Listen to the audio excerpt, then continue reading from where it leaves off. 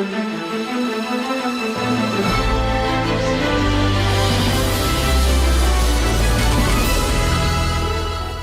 have on the show today Shilpa Ajwani, who is a founder and CEO of Uno Mantra, a strategy, consulting, and leadership advisory firm specializing in enabling consumer centric lifestyle businesses to grow faster based on their purpose. She is a seasoned social selling and community growth expert with a solid reputation for providing transformative leadership to multinational corporations. She has more than 25 years of experience in the corporate world, building brands and profitable organizations. She has won several accolades during the corporate career, including the CEO of the Year 2017 conferred by Economic Times Polymer Awards. Let's hear more from the person herself, Shilpa Ajwani. Shilpa, welcome to the show.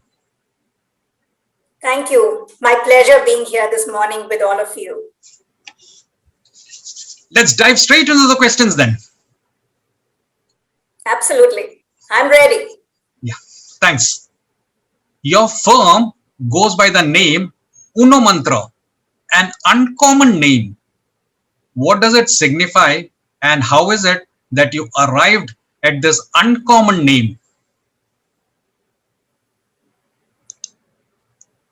Every baby has a name, and so does my second baby, which is Uno Mantra. The journey to arrive at the name was very interesting. And I think it goes back to 25 years of corporate experience, where I worked building brands, teams, organizations, and understood that for us to really become our best version, we all need to collectively become our Uno version, our best version. So when I had the opportunity of starting my own firm, I said, let me think of a name that reminds me every day what is my purpose and who am I serving and how I'm exactly doing that. So Uno Mantra became the combination of that. It comes from two words, Uno and Mantra. Uno, we all know, is number one. And for me, it really means your best version. And mantra is something we say repetitively, right? Whether we meditate, we pray. For me, when I was setting this up, it really meant that creating that strategy, that long-term plan, that really enables a leader, a team, an organization to become their best version. And that's where it became a mantra, which was unique to them. No two organizations have the same one. So that also meant Uno Mantra, your unique mantra to become your best version. So that's how Uno Mantra came about. Wow. You need to be the best version of yourself. And plus, you know, the number one that you talked about. An intriguing name, a very good name. And looking at the number of followers and other stuff that you have, your firm is living up to its expectations. Congratulations. And we're privileged to have you here. Thank you.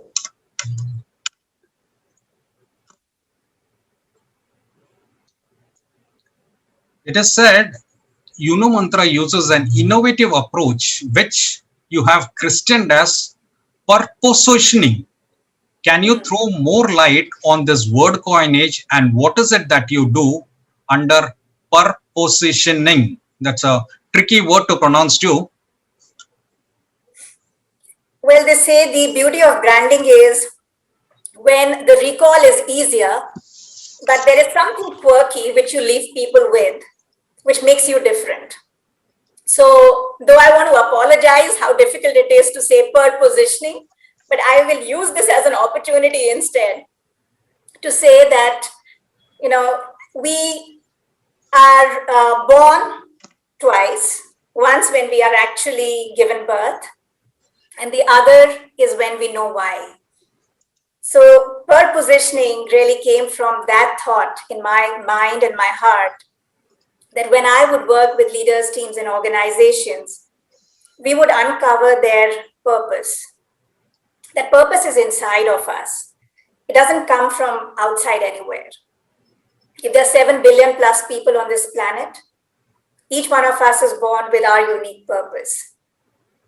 That's our why of why we exist, right? And that's what makes us so unique. So positioning is really simple.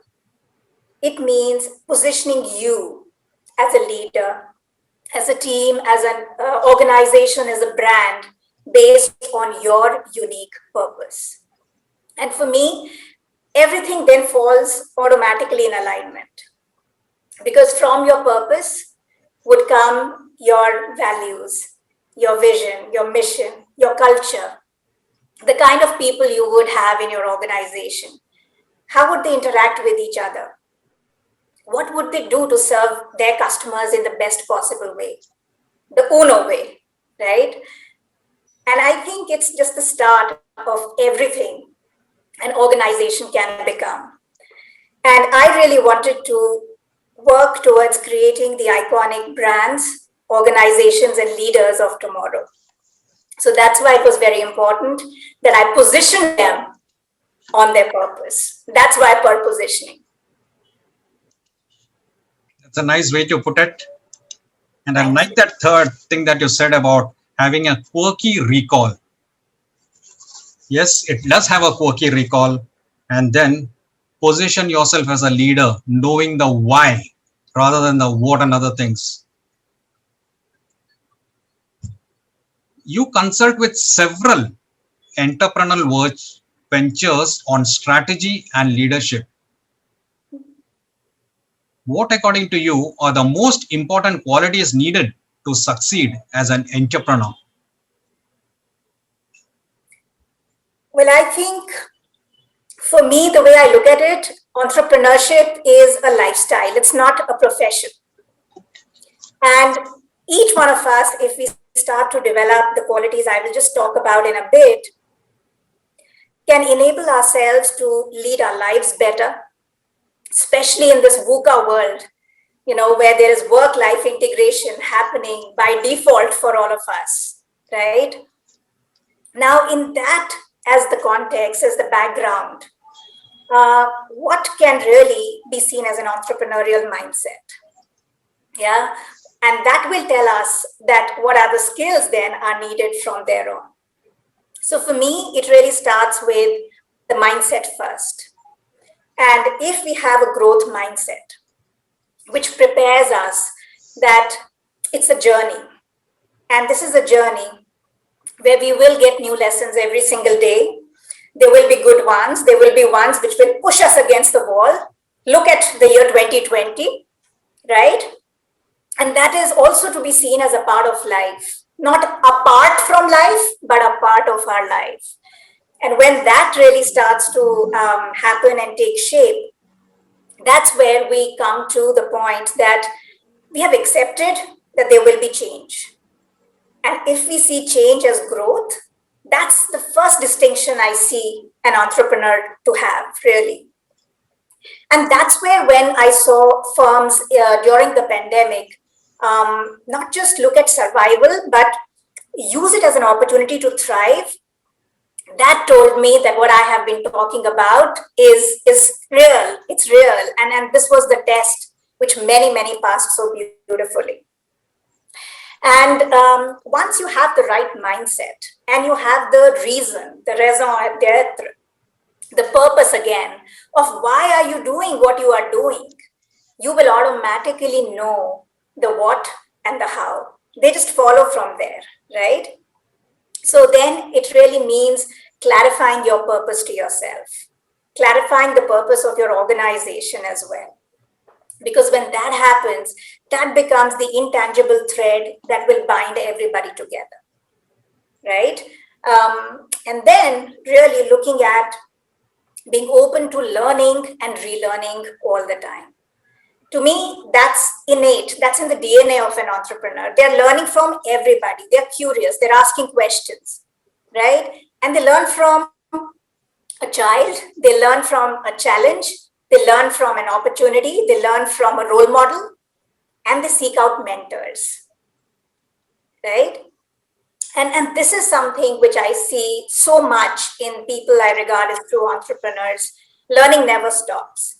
Look at Richard Branson, right? He just doesn't go to get a COVID shot. He makes a video out of it, and he's role modeling that. And he's, doing amazing adventure sports. He's also opening up new businesses all the time. And somebody who's, at that stage in life where people could say, well, he could be satisfied with everything he has.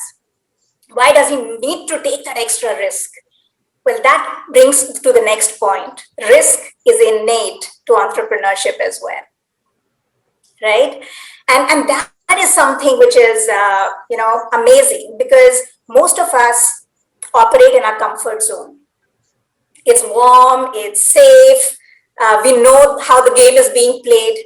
But the real entrepreneurs are always pushing, and they are pushing from the comfort zone to the fear zone, because, right?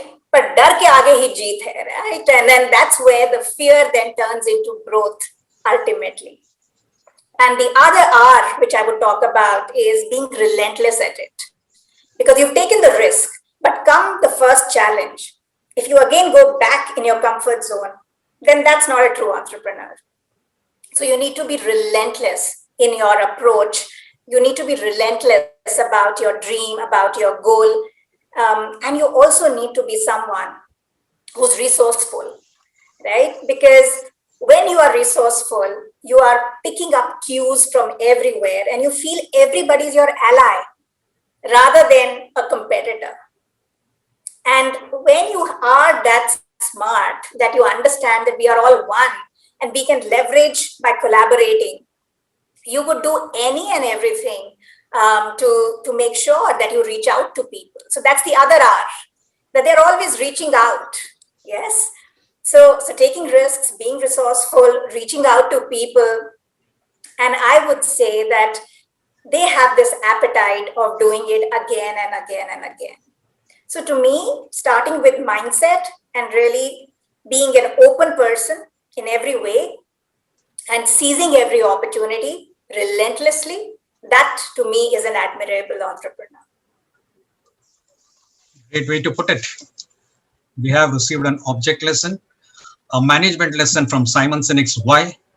Then you went to Richard Branson, how the risks he takes and how he's evolving in life. That was a great lesson. And the R's that you came up with, being relentless, being a risk taker, resourceful, and reaching out to people. A great way to put it. And that mindset will be evolving in an entrepreneur. So how is it, my next question too, how is it that a person can have this mindset as an entrepreneurial mindset that we call? How can a person develop that? The good thing is that you can develop it, right? And to me, that is always the starting point, because when I'm working on strategy with leaders, and I talk about themselves first, because the bigger the leader grows in their own mind and their abilities, the bigger they can take the organization to, in terms of new heights to be reached and conquered. And many of them say that, yeah, Shilpa, I have this, but I'm not really that kind of a person. But the good news is that all of these things can be built. Look at mindset. And this is something, there are enough proven scientific studies to say that the brain can change. Our limiting beliefs can be shattered. We can really grow in terms of our not just skill sets, but also the heart set. And then once we start to open that part of us, I think even the sky doesn't remain the limit. So this is something which I think is very, very phenomenal, in the fact that once we understand that we can do something in terms of developing that mindset, and then consciously look for resources, for people, for opportunities that help us to develop it, it just gets better and better and better. And surrounding yourself, like they say, you become the average of the 5 people you are found with. It is important to find the right company, people who will believe in you, people who will genuinely care for you to be successful. They are well-wishers in the truest sense, and they will also challenge you. They will not let you be in comfort for long. They will say, come on, you can do better, you can do more, let's try this, why don't you do this? And those are the kind of people around you who make sure that you continuously evolve towards your best version as well. So this is a mindset where, again, if you're open to learning, unlearning, relearning, reskilling yourself, that's phenomenal. That's a great starting point. Building resilience, now that's another one. And thankfully, that's also a muscle, because resilience is required in this VUCA world. When there is so much of volatility, uncertainty, complexity, ambiguity in everything we are dealing with, what we really need is to build the resilience muscle. That muscle which will allow us to bounce back every time we have a setback. Whenever there's a challenge, it won't be why me, the victim attitude, but try me. I'm ready to face this and do even better. And that is something which I find very fascinating. And I have seen personally in my personal life, professional life, so many people developing resilience as a muscle. So to me, that is an important aspect, in terms of building that entrepreneurial mindset. And the other R that I would really, talk about is again, looking at recharging and renewing yourself constantly. It's important. Why? Because we start every day with high energy. By the end of the day, it gets depleted. And if we remember to charge the mobile phone, but not our own selves, then over a period of time, we will not be able to look at, the tough circumstances and how they impact us, negativity that might surround us, toxicity that we might imbibe from our environment for some reason. All those things require us to be renewed and refreshed, and to recharge ourselves so that we can attack it and do our best at making sure that we leave this place a more positive, a better place, and really help everybody around us too to become our best version. So to me, someone who has that mindset is constantly doing all of these things. And again, it's a journey. There's no end to it. You can always get better and better and better at it. I'm still a student. That's nice to hear. The way you put it, how to develop a mindset, is very, very intriguing. And the real R's that you get, the new R's that you get, is something that really resonates with us. Another R. And yes, we are the average of 5 people whom we surround ourselves with. And so if we need to have this mindset, you need to ensure that you're in the right set of people. Now let's move to something else, related concept. We are seeing a lot of proliferation of startups. Most of the startups fail. What do you think we can do to ensure more startups thrive rather than bite the dust? You're right, very right. Depending on which statistics you look at and what's the time period you take, they say the best case scenario is that 3 out of 10 will survive. And the worst case scenario is 1 out of 10 will survive, which means a 90% failure rate. Now, I don't see that as necessarily, first of all, a bad thing, because if you look at really a pure startup, they are doing, or they have 2 characteristics which really make them a startup. The first is the ability to disrupt, to innovate, to challenge the status quo on something which is prevalent today, to offer a better solution, right? And when we are attacking the problem in a new way, we are operating on certain assumptions. Now, chances are those assumptions might fail, right? But the other interesting thing is that the startup innately should be able to have a model that scales up. So it's a combination of two things. One is the disruption, and the other is the potential to really scale up.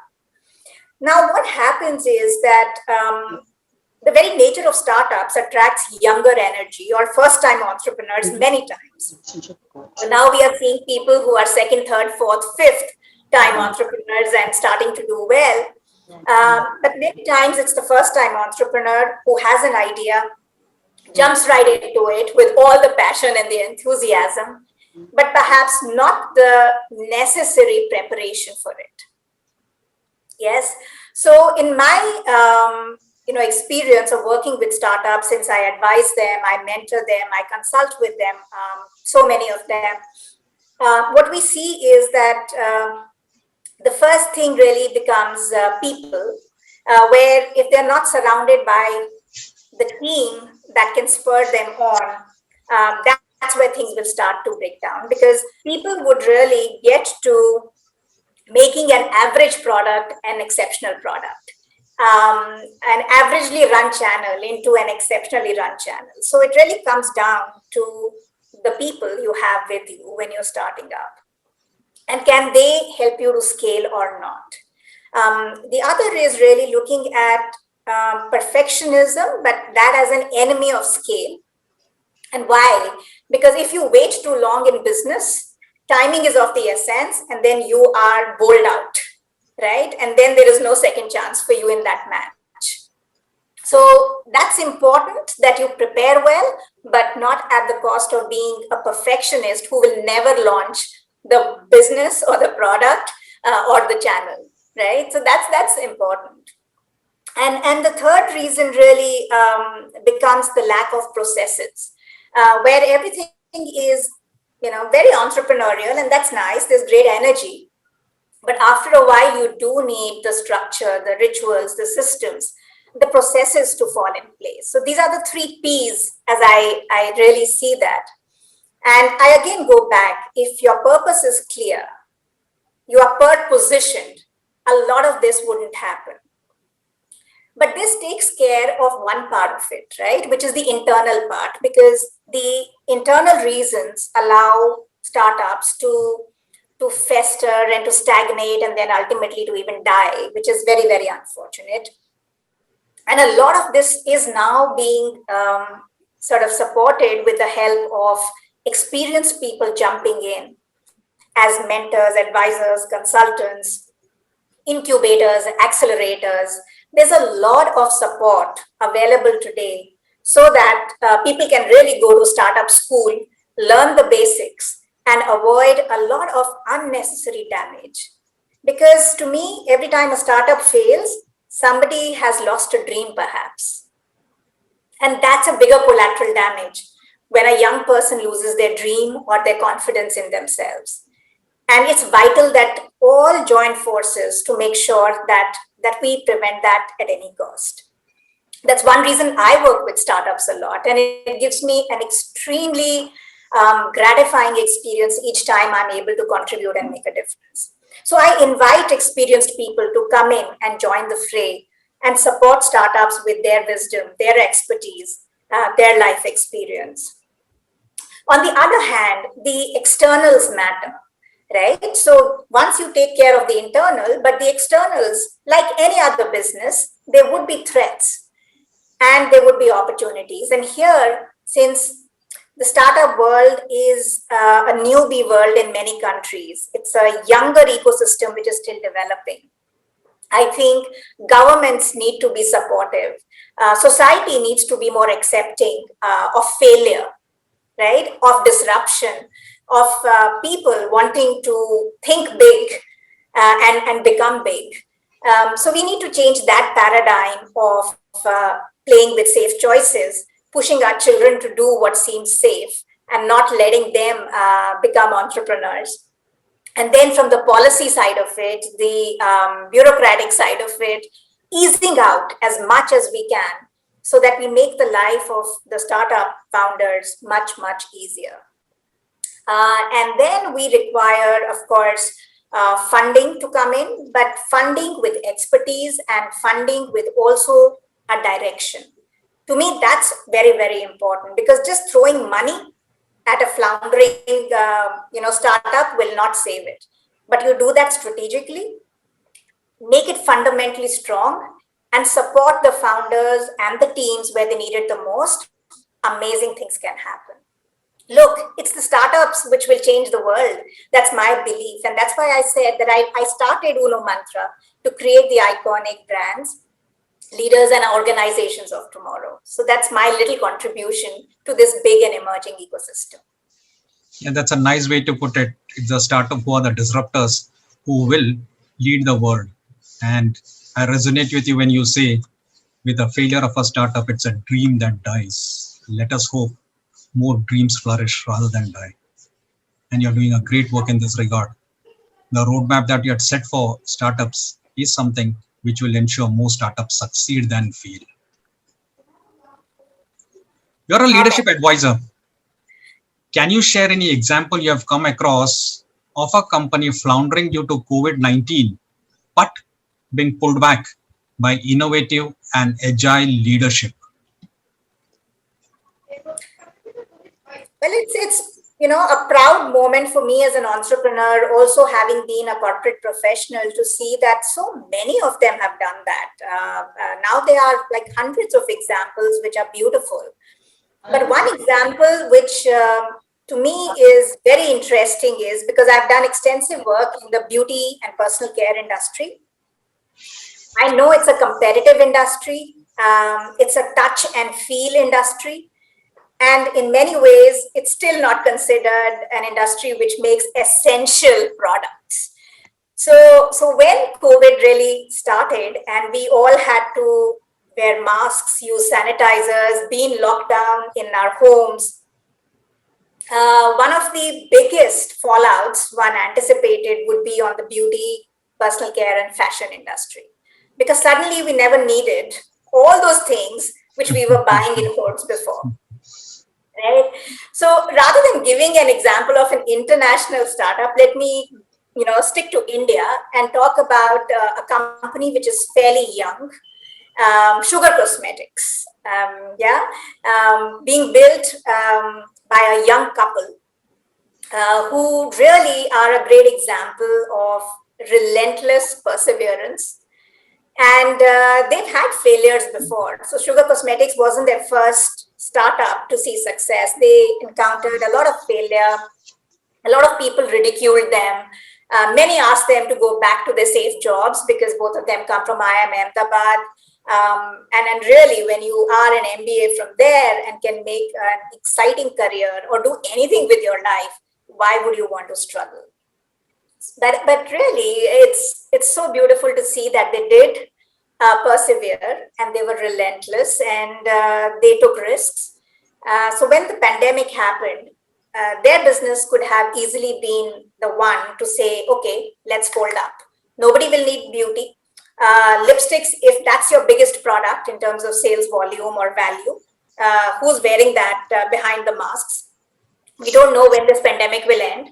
Suddenly, all the retail outlets, which they were expanding and growing fast to grow their business in, started to fold up. So the malls were shut.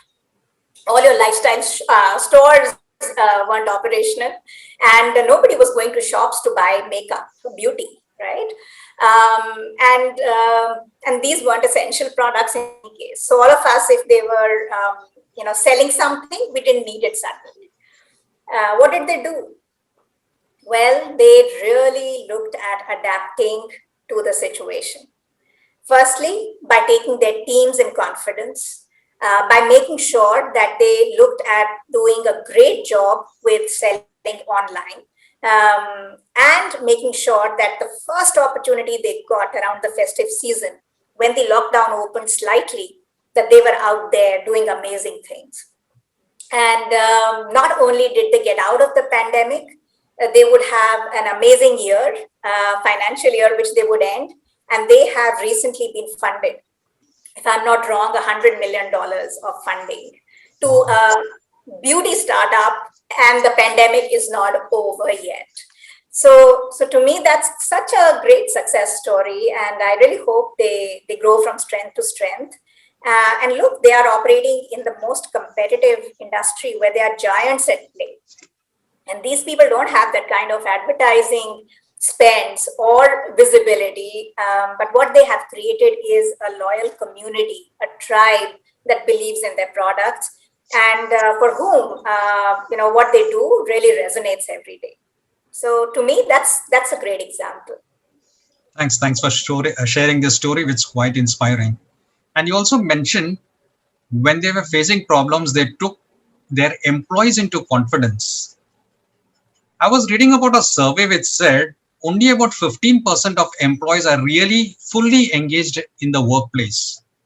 What do you feel as a leader one should do to have more people engaged in their work? Now, to me, that's a very sad statistic, right? Because work is also supposed to give meaning to your life. It's an important aspect of who we are. For many people, it's the only identity, their title, their place of work, even the cubicle they were seated in. So, to me, I have always looked at engagement as when an employee brings three things to work every day: the head, the heart, and the hands. And all three are really needed for me, in my definition, to have an employee as an engaged employee. Now, to really get people to work with their heart, they have to, again, understand and believe in the organization's purpose. They have to have, and not just a knowledge, but a belief that these values that the organization talks about are real. They mean something to me, and my leadership role models them. So those are not nice posters on the walls. Those are not nice presentations leadership makes, but those are everyday little examples which employees tend to see. Look, when we have parents and we have children, they always say that children don't do what you tell them to do, they do what they see you do.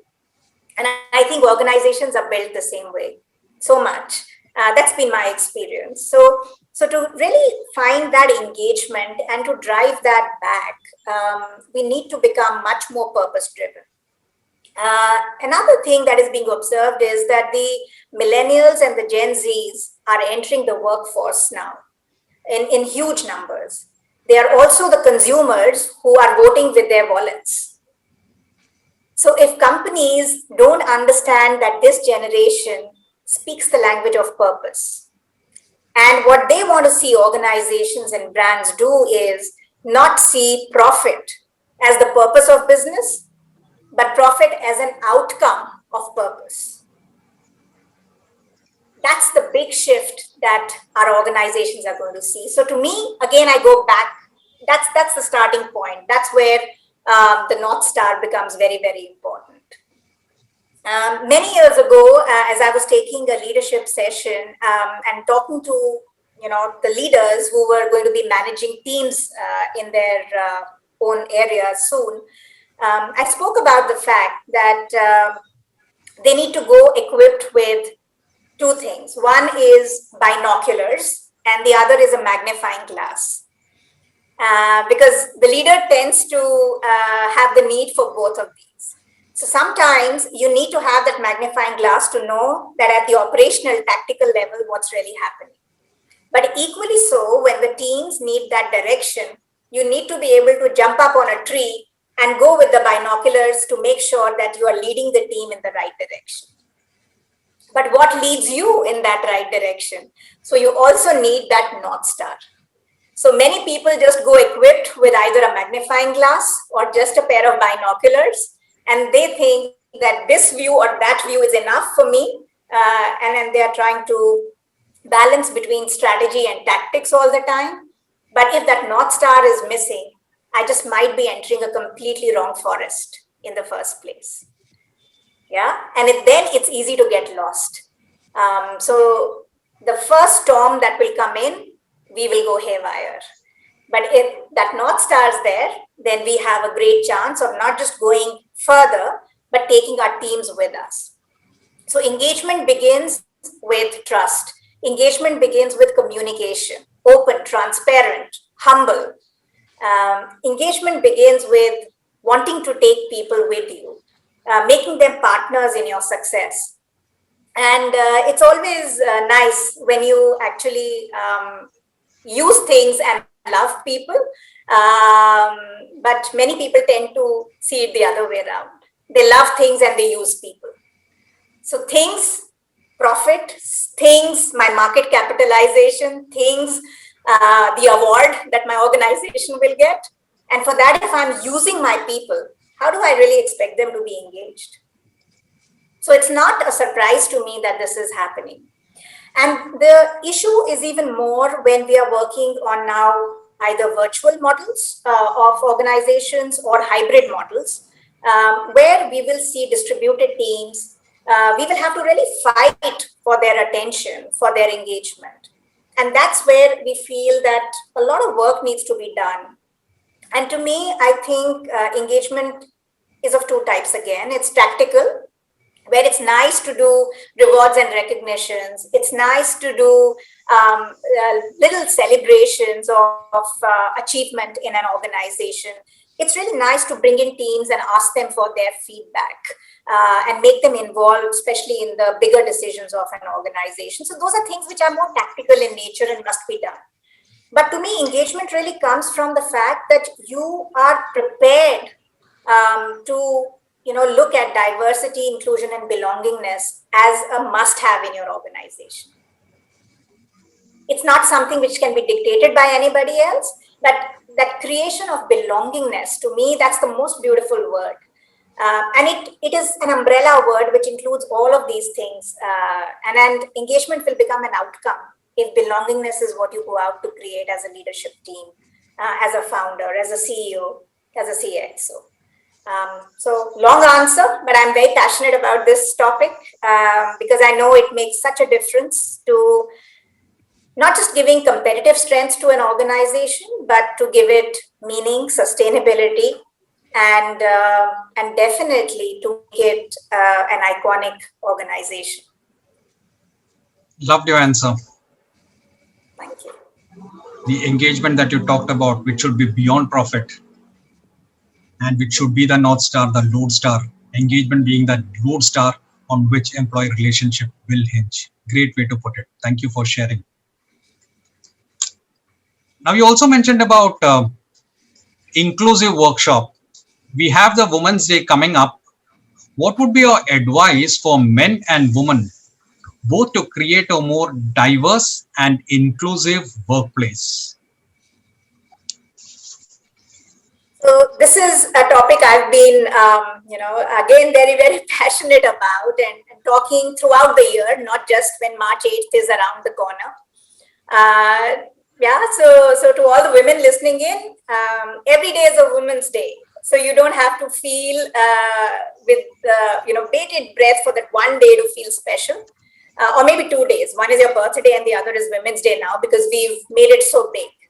But I would really start with women first and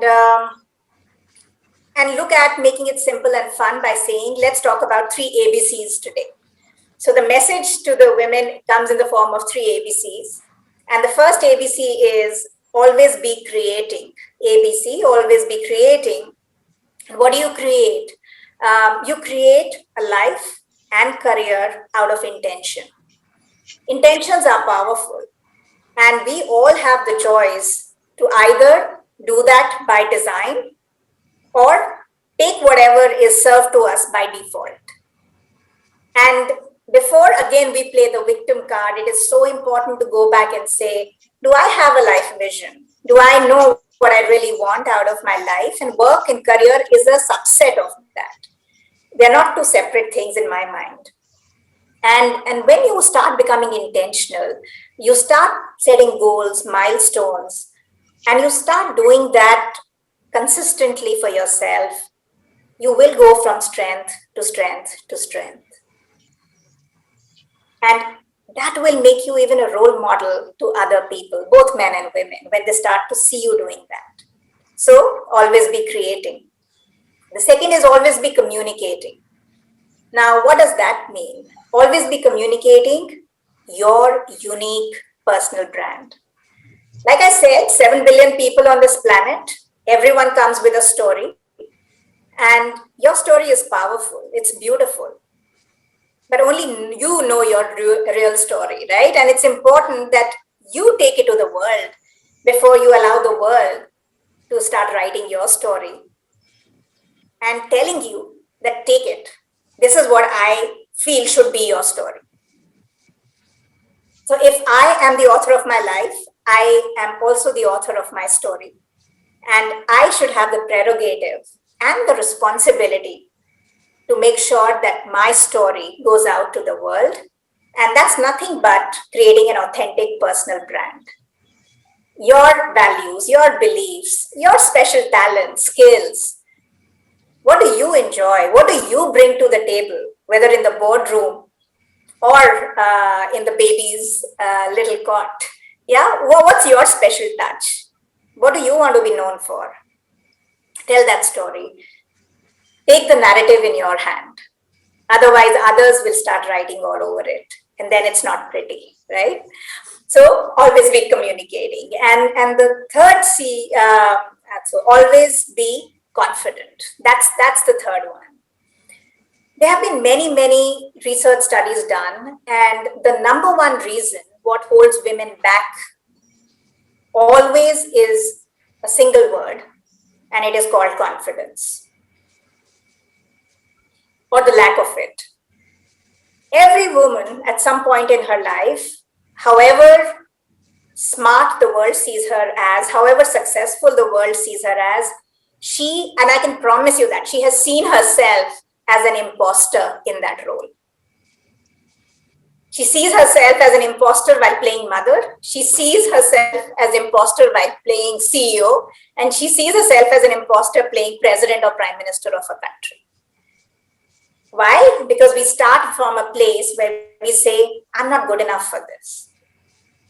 And that is nothing but to say that I'm not confident that I'll do a good job of this. So how do we get to that level of confidence? And again, it's hard work, doesn't come easy. Nobody's going to serve it on a tray for you. So go out and learn, skill yourself, be proactive, watch trends. Whatever you choose to do, whether it is making a profession, running a business, or being a homemaker, make sure that you are proactive about everything that could impact whatever you are doing, so that you show up with confidence. And it's beautiful when women show up with confidence, they also make everything around them more beautiful. That's the nature of a woman. She takes everybody with her, not, bask in that success all by herself. So always be confident is something which is my prayer. It is my wish.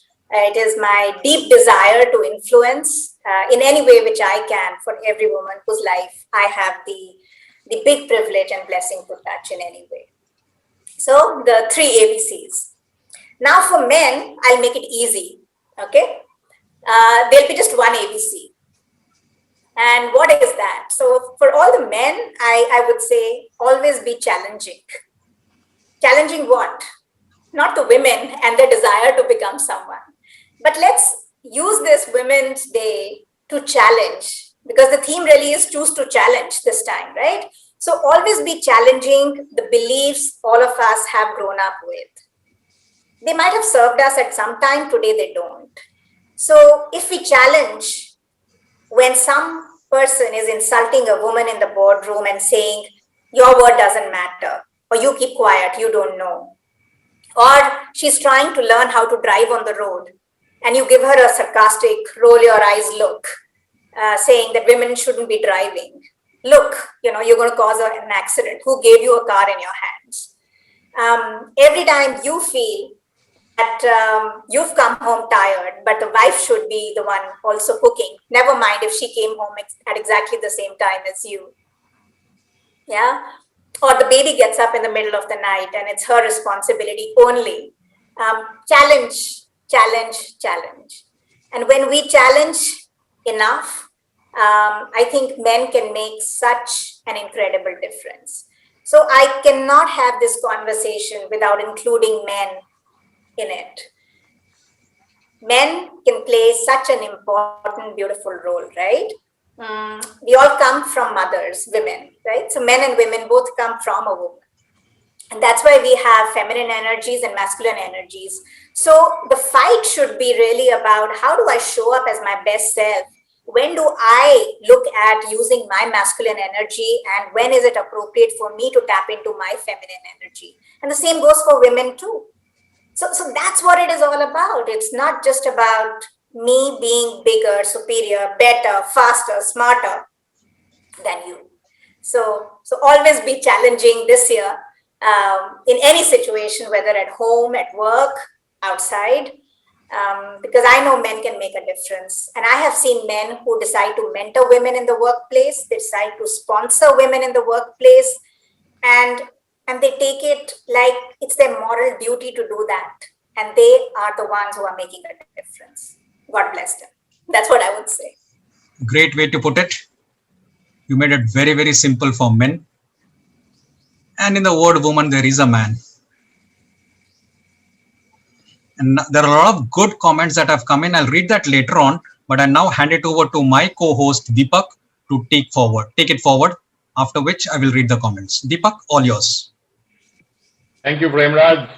I mean, I must confess that this has been one of the most exciting programs in which we have had this interview with Shilpa. I've been all ears, just listening to what she's saying.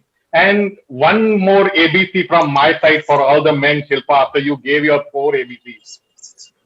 Always be caring. Caring for that woman of yours, caring for your mother, for your wife, for your daughter. Luckily, we get 3 options, there is a mother, there is a daughter, there is a wife. Obviously, women also get a father, a husband, and a son. So my ABC, always be caring. You mentioned that everyone has a story.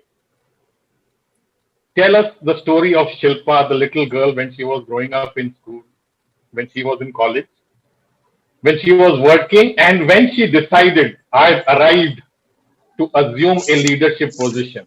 Tell us a little bit about your journey. How much time do you have? Oh, we have enough time. We have enough time.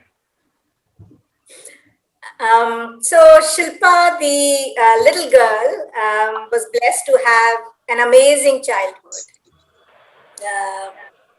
Lots of values which she imbibed looking at her amazing parents. A lot of blessings that came her way as she journeyed through that childhood. Amazing school. So I went to Carmel Convent. And I think the sisters there made sure that moral science wasn't just taught in one period, but we grew up believing in the goodness of people, as well as understanding that we all come with responsibilities to perform as we grow up. And each one of us has to take that onus. So that became an extremely interesting combination. And I go back and offer so much of gratitude now when I see that how special the combination of having parents like that and a school like that became for me. And it still serves me. It has shaped who I am, and I know that it will continue to shape me and sustain me to who I am destined to become in the future. So as I was growing up, I had this big desire to be a cancer specialist, find a cure for cancer. And I took up science as a natural choice because I wanted to become a doctor and treat people and make them well again and give them hope and life. But what happened was, as I was close to my board examinations in class 12, my own father suffered a heart ailment. He was just 49 at that age. We hadn't heard of heart problems. Those were the days when nobody understood the word bypass surgery or blocked arteries and what would it really mean. But one fine day, someone goes absolutely well to office, and by afternoon, the wife gets a phone call that he's admitted into the hospital, and they suspect it's a serious heart ailment. And here I am about to give my board examinations, all planning to be a doctor and giving those entrance examinations for medicine. I think a lot of things changed at that point of time in my life. On one hand, I saw my mother, who suddenly, as a homemaker, which was a choice she made many years back to be one, had to grapple with the fact that you need to make sure that you get your husband to have the best treatment about something you don't fully understand what he's going through, and that makes it even more scary. You have two children, you're leaving home every time you're sitting in the hospital, and one of them is having her class 12 board examinations. Her future depends on it, and she's been an intelligent student. She's done well so far. What would happen to her and her future, God forbid, if something bad happens in these board examinations? And then, of course, you have to make sure that the finances are in place, the relatives are placated, everybody is informed what's happening. So in India, you have a lot of that going as well. So I saw my mother single-handedly manage all fronts so beautifully. And that's where I saw how strong a woman can be and the difference she can make in not just doing something amazing for her family, but also shaping how her children think about work and life, and who they are and what they're supposed to be doing, selflessly. And my father then had to be operated. He went through a bypass at the age of 49 only. And my board exams went very well, but I couldn't appear for my entrance examinations. We had a big flux at that point in time. The mindset just wasn't in the right place. And it was so interesting that the doctor who operated upon my father, he dissuaded me from getting into medicine. He said, little girl, all the conversations I've had with you, you are meant to serve people, but you can do it in a way that can be different from being a doctor. It's not the end all and be all of in life, right? And I think something triggered, and it brought a big change or a shift in the way I thought about my career and how I could serve people. I went on to study economics honors at Lady Shri Ram. And by God's grace, my marks were good. I got admission, the first list itself, which was, my mother had tears of joy that day. She didn't expect that. And from that day onwards, Shilpa didn't look back. It was a beautiful time to study economics. India was getting liberalized. It was, a time of change, a time of transformation for a young person to have the imagination going wild. I think it was gorgeous. I went on to become the president of the Economics Association at Lady Shri Ram. And imagine who I took over from, Dr. Geeta Gopinath, who was a year senior to me. So that was the ecosystem, that was the environment that Lady Shri Ram offered, where you just couldn't think small at all. I went on to Delhi School of Economics to study international marketing and business. By that time, my interests were different. I wanted to either be an entrepreneur or to be in an entrepreneurial organization. And then when I started to work, and that's going to be a very long story, but I'll try and squeeze it. I've had the privilege of working in very entrepreneurial organizations, companies like Oriflame, like Forwork, like Tupperware brands, where I have not only seen purpose working beautifully and being in the DNA of those organizations, but the sense of community, collaboration, the dare to bring in a business model that is ahead of its times, and to do that without advertising, on the strength of people, products, and passion, really, taught me so much about when the purpose is there, anything can happen. And these are all iconic brands. They've had a big influence also on the socio-economic structures of countries that they have operated in. That brought me very close to working with micro entrepreneurs, and I must have worked with 500,000 of them over the years. Wow. Or more, yeah, and it exposed me to countries, cultures, leadership styles, put me in the throes of recession and how to deal and build a business at that time, how to deal with a huge setback when policies suddenly change from the government. What do you do when your consumers don't want your model and want to consume your product but want it in entirely different packaging and manner and channel? What do you do as a leader of that business? So I think over the years, that's what shaped me, because I was challenged constantly. There was lesson after lesson after lesson. So it wasn't a smooth sail at all, and I'm so glad it wasn't, because that's what made me the person I am. At the age of 38, if I remember right, I became the managing director. And it was a journalist interviewing me who actually made me aware of that. And he said, Shilpa, how many women in our country would be the managing director of a multinational organization operating in the country? Okay, so that's interesting. I couldn't think of too many. And he congratulated me. And then when he left, I also thought that why aren't there more of us?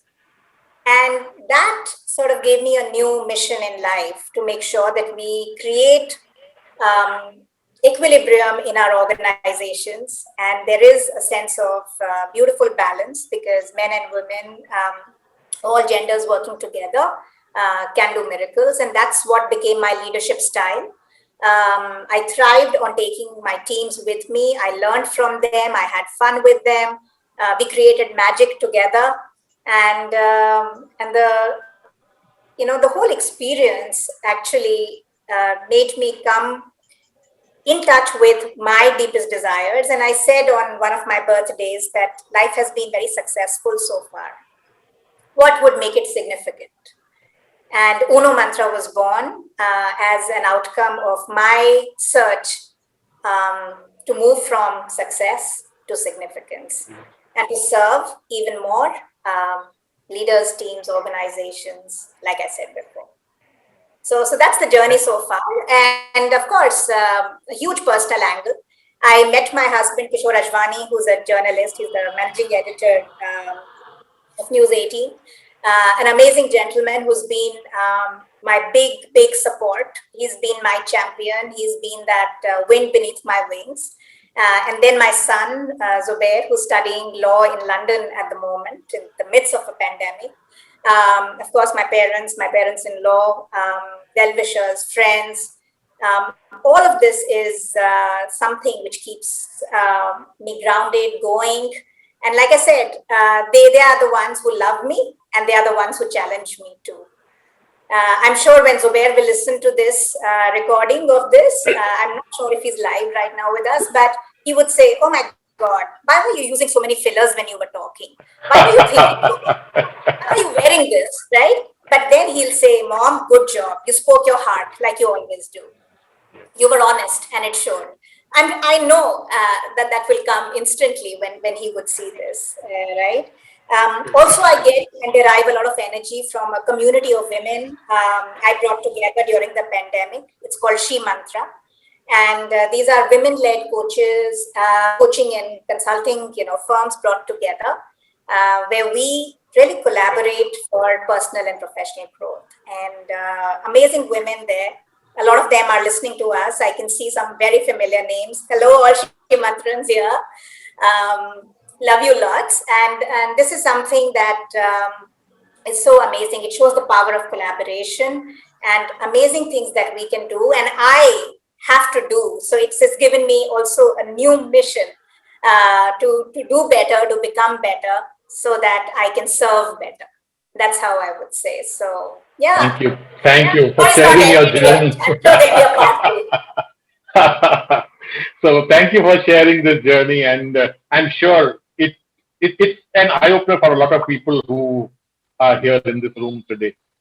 Having said that, you gave that example of Sugar Cosmetics, and you also mentioned that as a startup, they were in another business before which didn't work, and then they were working on this.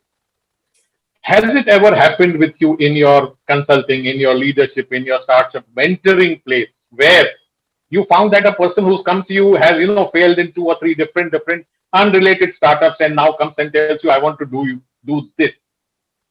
Do you tell him No, what you are doing, you don't have focus. You are doing different things.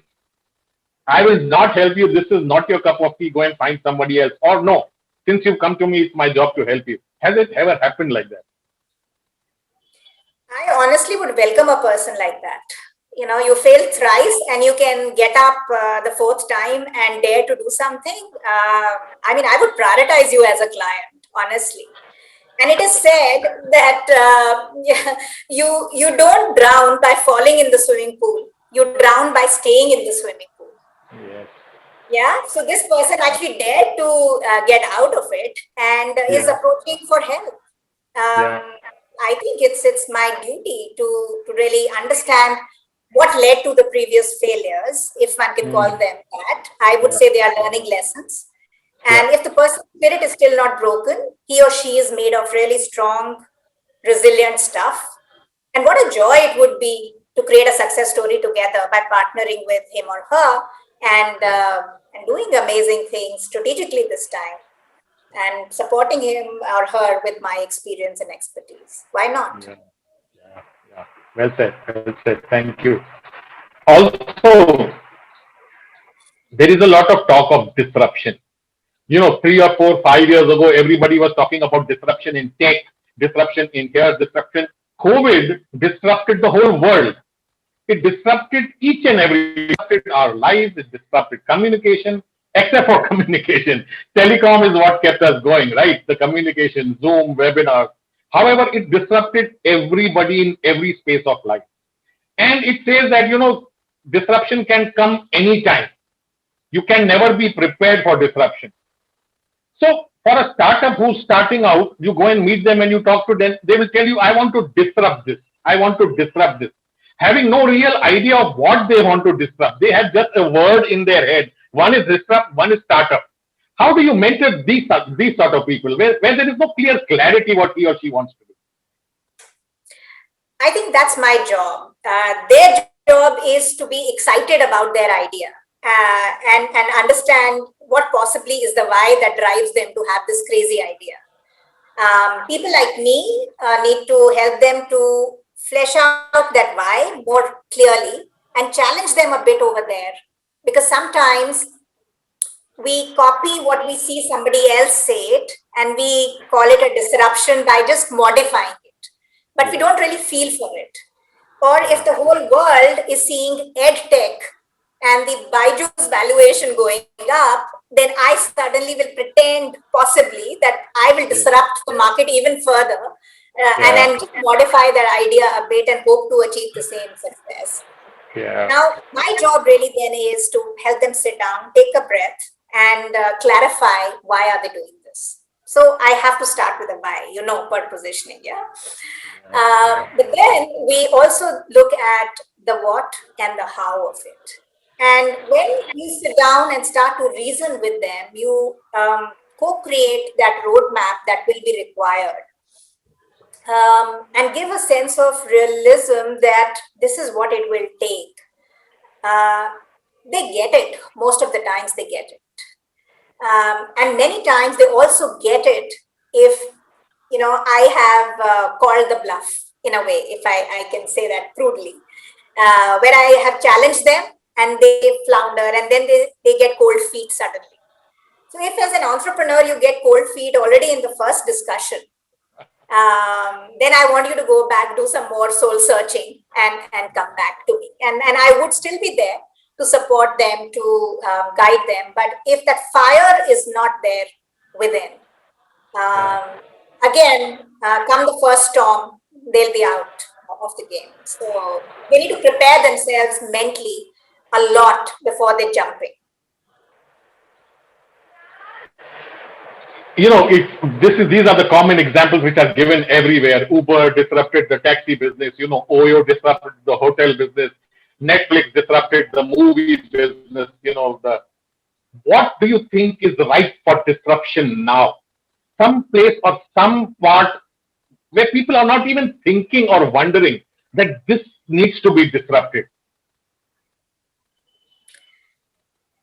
I see a lot of room for disruption still in the consumer and lifestyle space.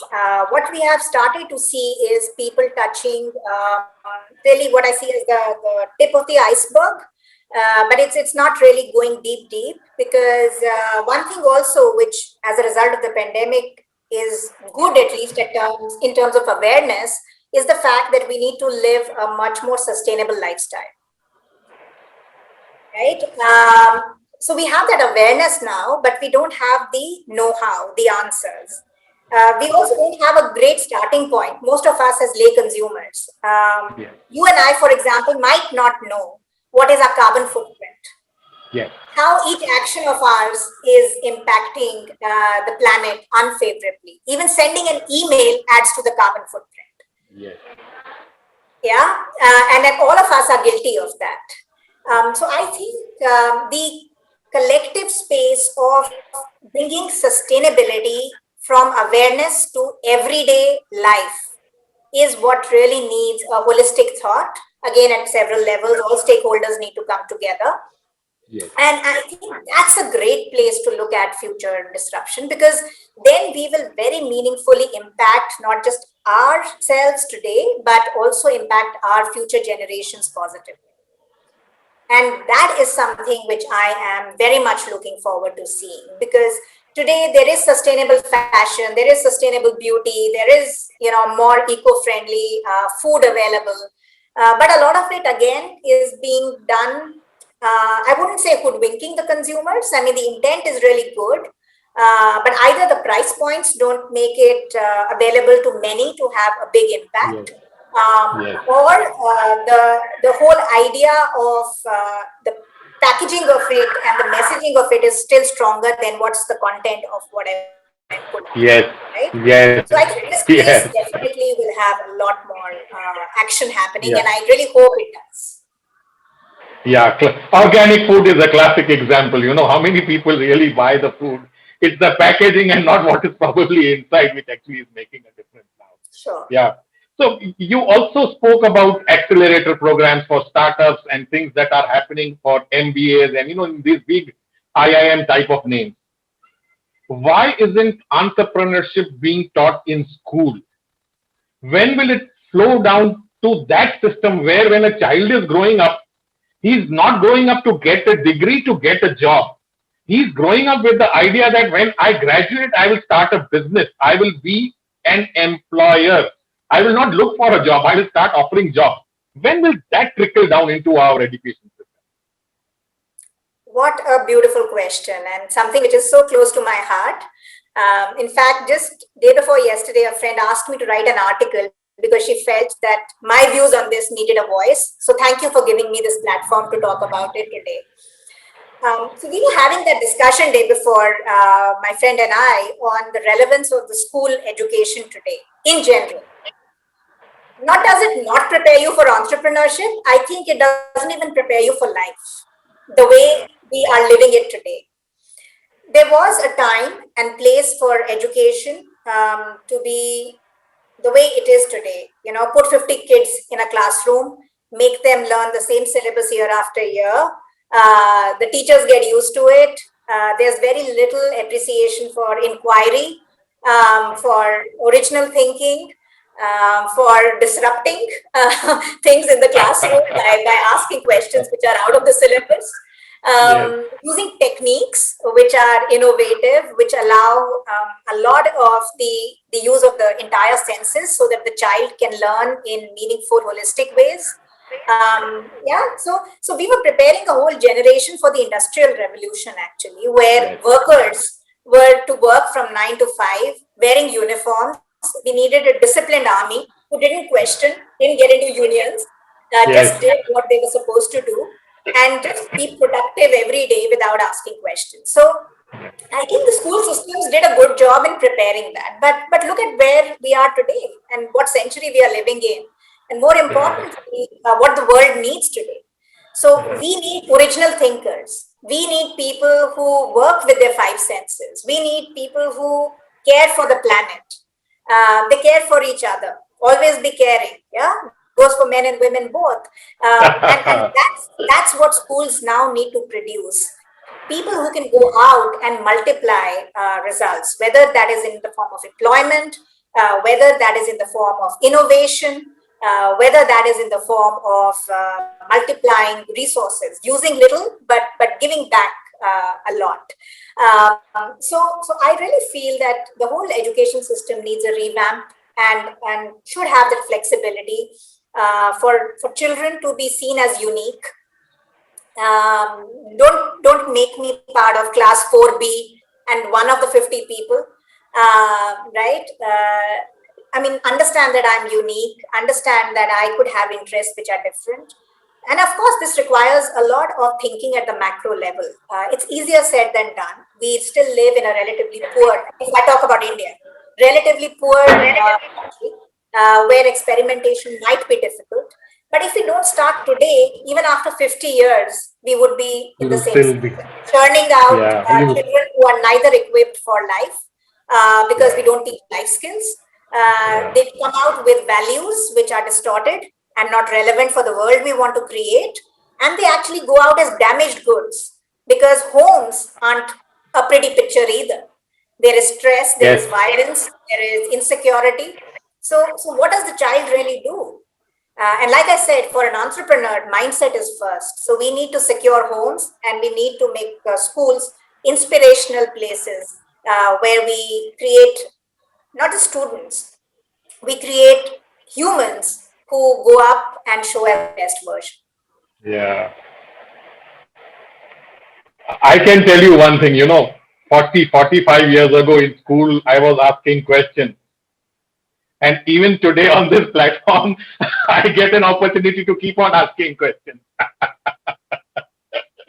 Yeah. You're one of So, the I few mean, it has. who has not stopped asking questions. Most children are told, don't ask, keep quiet, silence. Yeah. And they Luckily, fall in that trap. Probably you were actually, rebellious.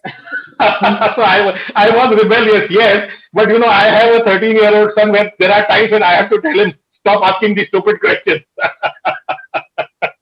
Yeah. Yeah.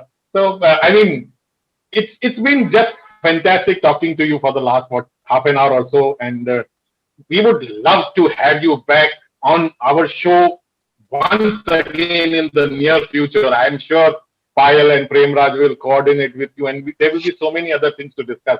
But we have a limitation of time over there and here. And let me hand it over to Premraj. He probably has a few questions from our audience, and then please take it over from here, Premraj. Abhijit, you have something to say?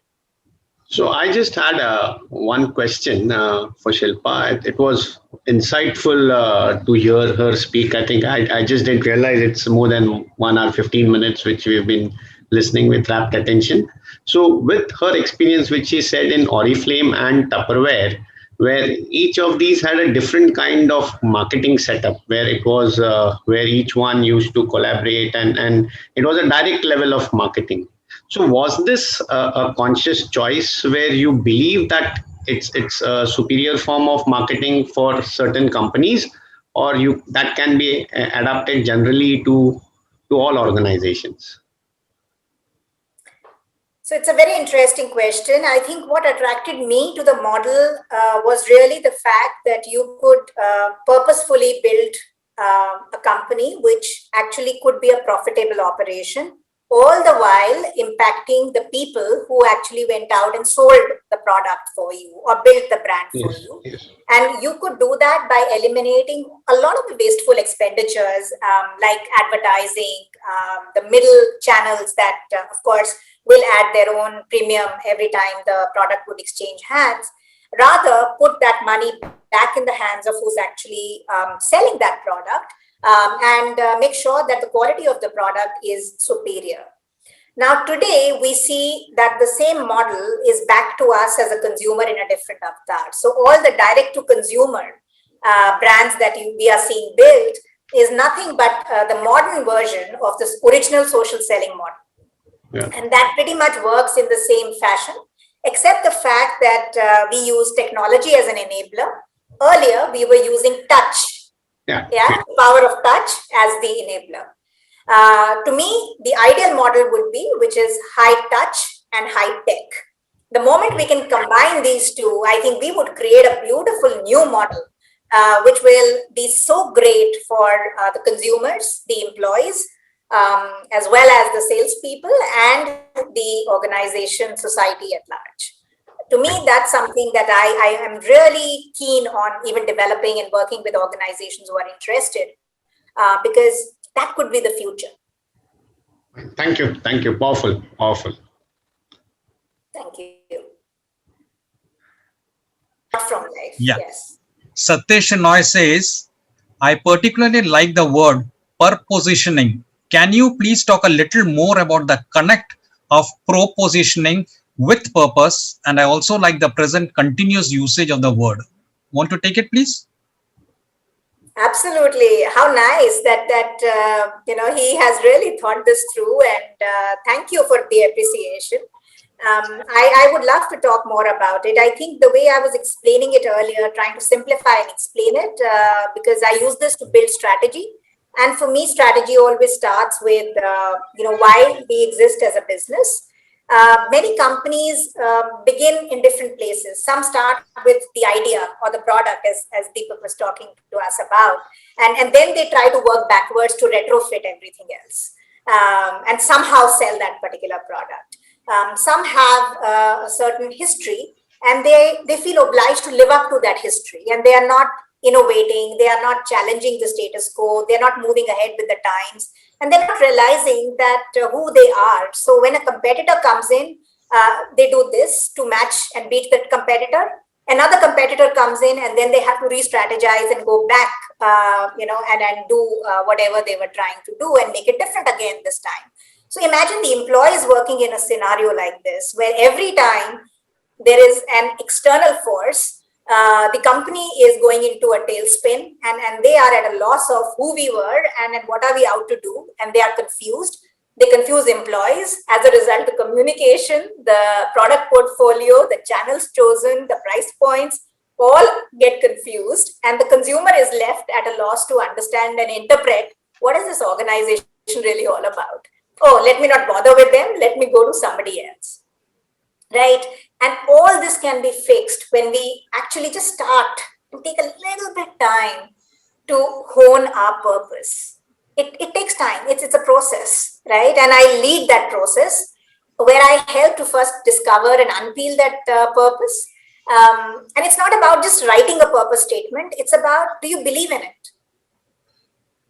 Does it give you sleepless nights? Does it give you the joy of coming back to work and creating something beautiful for your employees, for your consumers, for society, right? And then enabling that business to position themselves to the stakeholders using that positioning, which is based on their purpose.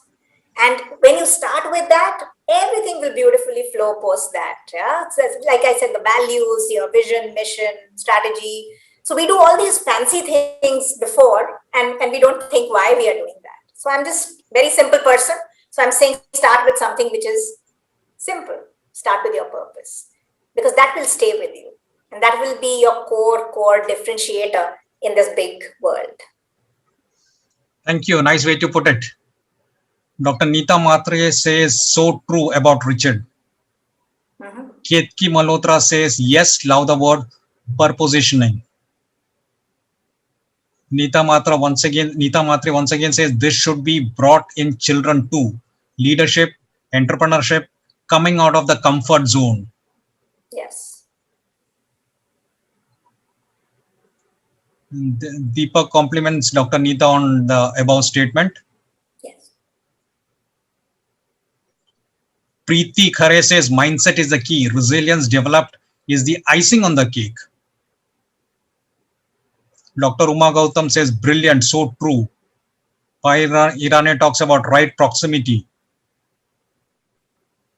Dr. Neeta Matre says, so true. Dreams once shattered is challenging to rebuild.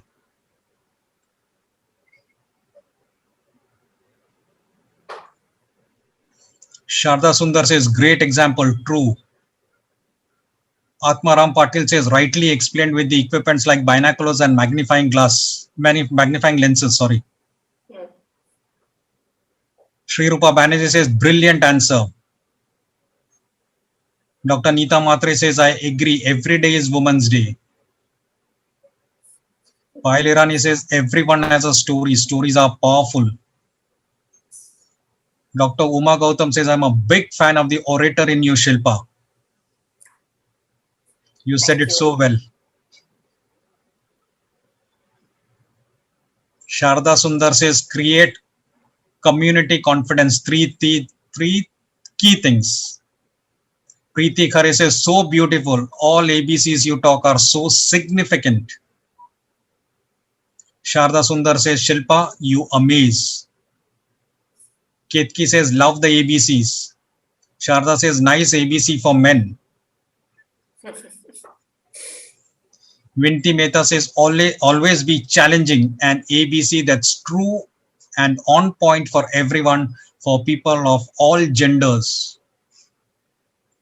Sharda Sundar finds men are largely supportive. Largely, huh? Preeti Khare says, wow, meant to challenge the beliefs. Amazing. Vinti Mehta says, men, certainly, and women also, because women do not challenge a lot of what you spoke about. Correct. Sharda Sundar, some of them need the ABCs like some women to need to challenge their conditioning. Vinti Mehta, and then the ABCs for women to become some more pressure points to be superwoman. And Sharda if I Sundar, can take a moment, I want to comment on that because I please. think that's a syndrome we have to really get rid of. This whole thing of that you can have it all, you must have it all, so and so could do it, why can't you? I really feel that when the first ABC I spoke about, always be creating, you make that choice. And nobody else should decide that for you, right? Neither should societal norms, nor should any pressures from anybody else. Because if they do, then you will be so stressed to always live up to that idea of what they have in mind for you. So it's very important that, I guess it's true for men and women that we take our life and our careers in our own hands and do that by design and not by default. But it's a good point. The superwoman syndrome is a killer. Preeti Khare says, wow, learned so much from the session. Allow me to use some examples you quoted, Shilpa. Go ahead. Mm-hmm. My pleasure. Yeah. Now, gratitude for everybody who tuned in on a Sunday. I think it made it very special for me. And all the lovely, comments, compliments, encouragement. It's really gratifying. Thank you so much. So now let me end. Thank you, Shilpa, for your time. We had an interesting discussion on various facets of management, especially a deep dive into the why. You have enhanced our knowledge and understanding on leadership, resilience, employee engagement, and many more interesting facts of life. A very enriching session. Wishing you all the very best in all your endeavors and looking forward to interacting with you again. Thank you. Thank you very much. Thank you to both of you, Mr. Premraj and Mr. Deepak. I think the questions were, very insightful, and they made me go back on my journey, especially the question about the little Shilpa growing up. I think it also made me emotional. Thank you so much. And to Payal and Team Bloom, may you keep blooming and may your influence and impact just grow and grow and grow. Thank you very much and have a great rest of the Sunday, everyone. It was a pleasure being with all of you today. Thank you. Thanks a lot. Shilpa, gratitude to gracing the Bloom platform. Thank you so much. It has been an emotional, powerful, authentic, and more powerful journey till now. The session has been very powerful. Thank you. And thank you, beautiful audiences, for being here, supporting Bloom, supporting Shilpa, and on a very afternoon Sunday, spending time with us. God bless you all.